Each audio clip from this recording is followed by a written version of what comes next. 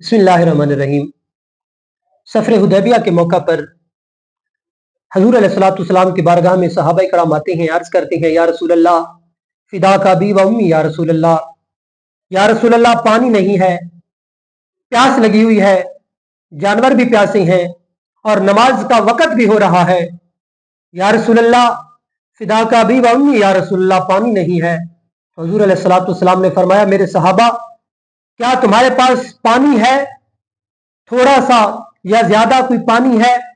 तो एक साहबी रसूल अर्ज करता है, या रसूल अल्लाह फिदा का बी व उम्मी, या रसूल अल्लाह मेरे पास थोड़ा सा पानी मौजूद है। हुजूर अलैहिस्सलाम ने फरमाया, जाओ ले आओ। जब वो साहबी रसूल पानी लेकर आया तो एक बोल में पानी था। तो हुजूर अलैहिस्सलाम ने उस बोल के अंदर अपनी उंगलियों मुबारक को दाखिल किया। जो हजूर अलैहिस्सलाम ने अपनी उंगली मुबारक को दाखिल किया तो उस बोल से हजूर अलैहिस्सलाम की उंगलियों से पानी के चश्मे जारी हो गए।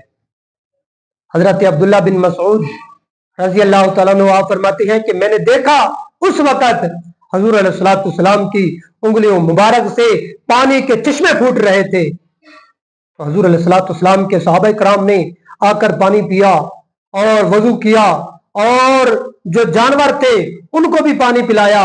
और फिर हजूर अलैहिस्सलाम ने पूछा कि ऐ मेरे सहाबा, कोई रह तो नहीं गया?